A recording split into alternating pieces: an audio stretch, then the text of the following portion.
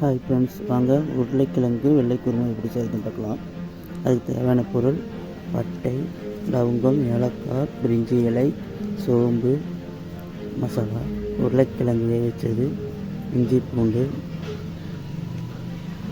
வெங்காயம், தக்காளி, பச்சை மிளகாய், கருவேப்பிலை, கொத்தமல்லி, உப்பு, மஞ்சத்தூள், முந்திரி, ஏலக்காய், பட்டை, கிராம்பு, சோம்பு, வெள்ளை எள்ளு, கசகசா, பொட்டுக்கடலை, தேங்காய், பச்சை மிளகாய், இதெல்லாம் அரைக்கிறதுக்கு எண்ணெய். இப்போது ஒரு மிக்ஸி ஜாரில் நம்ம எடுத்து வச்சுருக்கிற பொட்டுக்கடலை, தேங்காய், சோம்பு, முந்திரி, பட்டை, கிராம்பு, பச்சை மிளகாய், வெள்ளை எள்ளு, கசகசா, இது எல்லாத்தையும் சேர்த்து நல்லா நைஸாக பேஸ்ட் பண்ணி வச்சுக்கோங்க.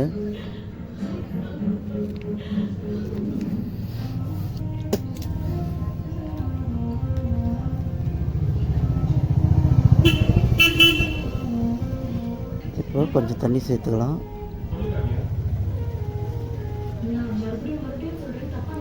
இதை நல்லா பேஸ்ட்டாக அரைச்சி தனியாக எடுத்து வச்சுக்கலாம். இப்போ ஒரு கடாய் வச்சு அதில் தேவையான அளவு எண்ணெயை சேர்த்துக்கலாம்.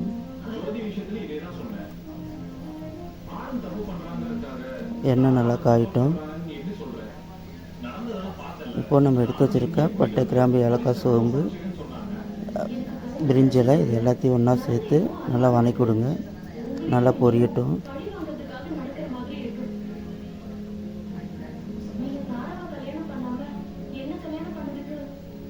இப்போ பொரிஞ்சிருச்சு. இதில் ஒரு கொத்து கருவேப்பிலை சேர்த்துக்கலாம். இப்போது பச்சை மிளகாய் கட் பண்ணி வச்சதை சேர்த்துக்கலாம். இப்போ நல்லா வதக்கி விடுங்க.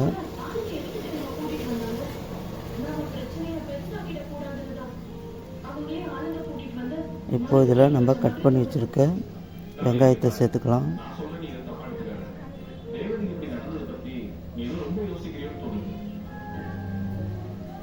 இப்போது வெங்காயத்தை நல்லா வதக்கி விடுங்க.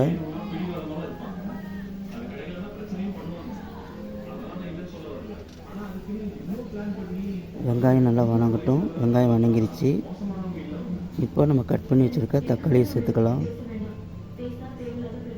தக்காளியை சேர்த்துட்டு நல்லா வெங்காயத்தோடு வதக்கி விடுங்க.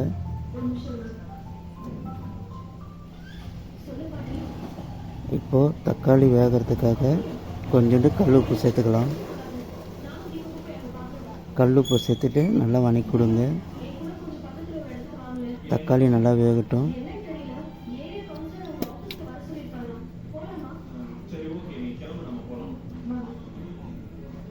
இப்போ தக்காளி வெந்துருச்சு. இதில் இஞ்சி பூண்டு பேஸ்ட்டை சேர்த்துக்கலாம்.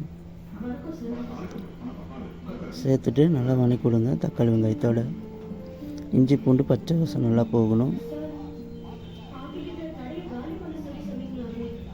இப்போது இதெல்லாம் நம்ம வேக வச்சு தோல் உரித்து வச்சுருக்கிற உருளைக்கிழங்கு சேர்த்துக்கலாம். உருளைக்கிழங்கு சேர்த்துட்டு நல்லா வெங்காயம் தக்காளியோட வதக்கி விட்டுக்கலாம்.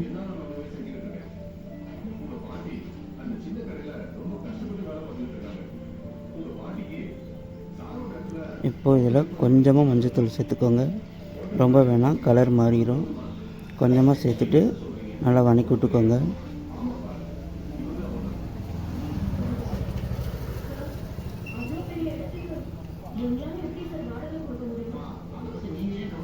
இப்போது இதில் கொஞ்சமாக தண்ணி சேர்த்துக்கலாம். தண்ணி சேர்த்துட்டு நல்லா கலந்து விடுங்க.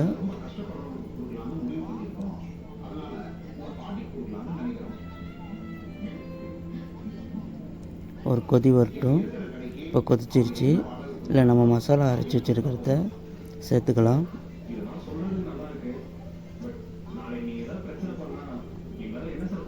சேர்த்துட்டு நல்லா அந்த உருளைக்கிழங்கோட இந்த அரைச்சி வச்சுருக்க பேஸ்ட்டை சேர்த்து கலந்துக்கலாம்.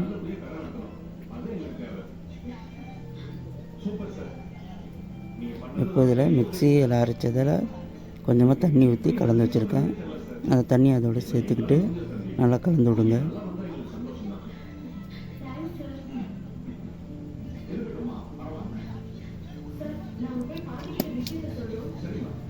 இப்போ தண்ணி சேர்த்துனா இது பண்ணியாச்சு.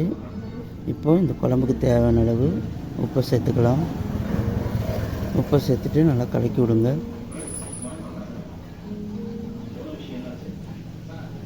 இப்போது கொஞ்சம் கட் பண்ணி வச்சுருக்க கொத்தமல்லி தழை தூவிக்கலாம். இப்போது ஒரு மூடி போட்டு நல்லா கொதி வந்து பச்சை வாசம் போகிற அளவுக்கு வேக வச்சுக்கலாம்.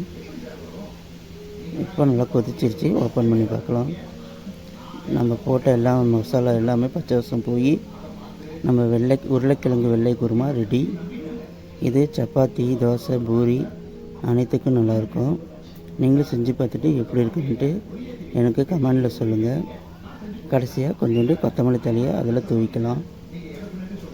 இப்போ நம்ம செஞ்ச உருளைக்கிழங்கு வெள்ளை குருமா ரெடி. நீங்களும் செஞ்சு பார்த்துட்டு கமெண்டில் சொல்லுங்கள்.